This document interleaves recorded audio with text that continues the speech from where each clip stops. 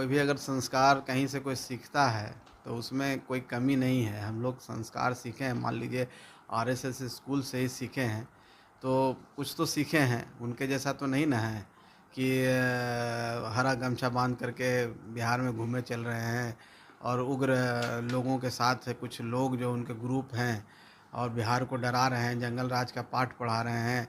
तो हम लोग तो कम से कम ठीक हैं। और जहाँ तक मांझी और शर्मा की बात है, तो दलितों के साथ ऐसा होता रहा है। सामंती प्रवृत्ति के लोग हमेशा इस तरह की भाषा का इस्तेमाल किए हैं।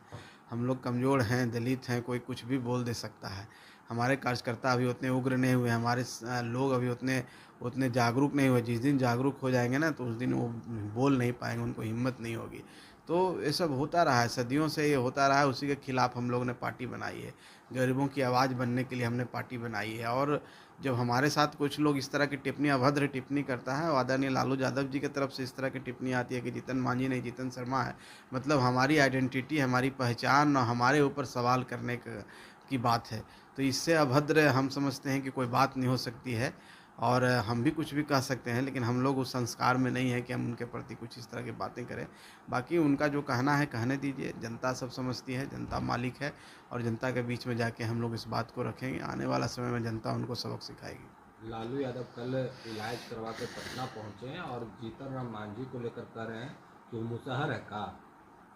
अब लालू जी इलाज करा के आए हैं, मेरी शुभकामना है कि भाई जल्द से जल्द ठीक हो जाएं। अब वो किस ग्राउंड पर कह रहे हैं मुझे तो नहीं पता है, लेकिन हम तो एक ही लाइन में कहें ना कि जनता सब जानती है। और लोग गरीबों को सताने का, वो जो जिस उग्र प्रवृत्ति के हैं उनके सपोर्टर हैं, और जिस सामंती विचारधारा को समझते हैं, और जंगल राज का जो द्योतक हैं और जिस तरह से राज किए हैं, तो इसी तरह की भाषा उन लोगों को शोभा देता है। इसी भाषा के डर से लोग उनके साथ नहीं आते हैं। तो अब जितना मेरे बारे में बोलिएगा उतना ही आपको नुकसान होगा, हम तो इतना ही कहेंगे। सर, अभी जिस तरीके से बिहार में राजनीति हो रही है जाति को लेकर, आपके पिताजी कह रहे हैं कि लालू यादव गठेरिया के जन्मल हैं और लालू यादव कह रहे हैं क्या वो मुसहर है। कैसे राजनीति चली है अभी बिहार में? देखिए, इस सब चीज़ों पर मैं विश्वास नहीं करता हूँ। राजनीति में कोई जात पात नहीं होता है, कोई धर्म नहीं होता है। राजनीति विचारधारा से होती है। राजनीति में आप किस विचारधारा को मानते हैं, आपकी क्या विचारधारा। जहाँ तक हिंदुस्तानी अवाम मोर्चा सेकुलर की बात है, तो गरीबों की विचारधारा है। गरीबों को आगे बढ़ाने के लिए हम लोग ने पार्टी बनाई है, और उनको मंच देते हैं, उनकी आवाज़ बनते हैं, उनकी सेवा करते हैं, उनको जागरूक करते हैं, उनकी राजनीतिक भागीदारी सुनिश्चित करते हैं। इसके अलावा हम लोग कुछ नहीं जानते हैं, कोई जात पात नहीं जानते हैं। ये इस तरह की जो राजनीति है, चाहे काउंटर किसी तरफ से लालू यादव जी की तरफ से हो, चाहे आदरणीय श्री जीतन राम मांझी जी की तरफ से हो, हम समझते हैं कि इस तरह का जो भाषा है और इस तरह का जो अभी चल रहा है राजनीति में, सबसे निचले स्तर की राजनीति है। और इस निचले स्तर की राजनीति में आज के युग में, जो डिजिटल युग है, मोबाइल का युग है और सोशल मीडिया का ज़माना है, ये सब चीज़ों का अब कोई स्थान नहीं रहा।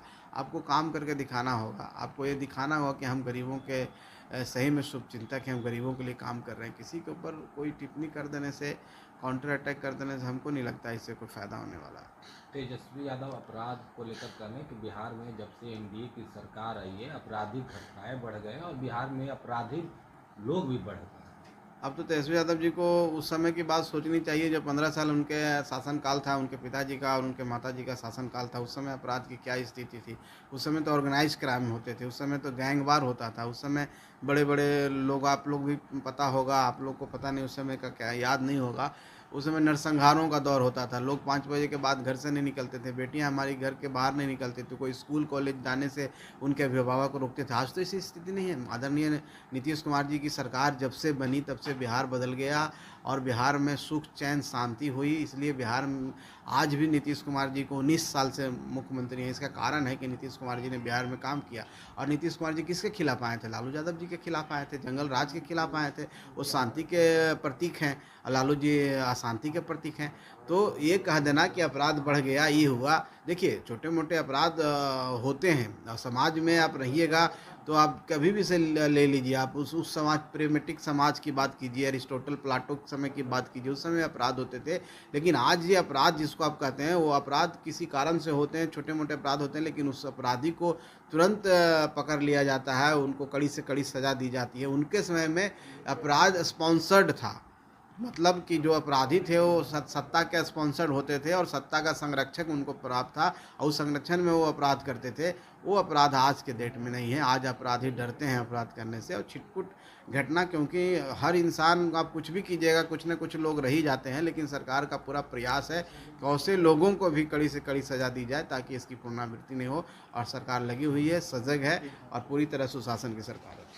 सर, जिस तरीके से नीतीश कुमार को लेके उनके पार्टी के ही लोग कह रहे हैं कि उम्र ज़्यादा हो गया है, अब उनको क्या करें? अब देखिए ऐसी कोई बात नहीं है, कहाँ कोई बोले हैं। अब आप जिस ओर इशारा कर रहे हैं तो उन्होंने स्पष्ट कर दिया आकर के आप लोगों के सामने कि हम सम्मान करते हैं और हम ऐसी बात नहीं कहे हैं। देखिए कोई भी बात का अलग अलग मतलब होता है। जब वो कविता के माध्यम से किसी के माध्यम से उन्होंने अपनी बातों को व्यक्त किया तो उसके पीछे सोचने का नज़रिया होता है। वो किसी और बात को कहना चाहते हैं, आप किसी और बात के विपक्ष की किसी और बात को ले लिए, लेकिन ऐसा कोई बात नहीं। आदरणीय नीतीश कुमार जी बिहार के ही नहीं पूरे देश दुनिया के नेता हैं।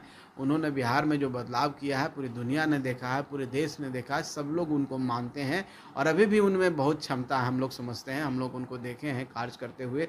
आज भी जिस तरह से बिहार को चला रहे हैं, हमको नहीं लगता है कि उनके जैसा कोई व्यक्ति अभी बिहार में है। तो ये सब कहना, ये सब टिप्पणी करना, ये सब बेकार की बातें हैं, इस पर मैं विश्वास नहीं रखता हूँ। जदयू के राष्ट्रीय महासचिव हैं श्याम रजक, उन्होंने फिर से बिहार को विशेष दर्जा की मांग उठा दी है। आप लोग क्या चाहते हैं? देखिए विशेष राज्य का दर्जा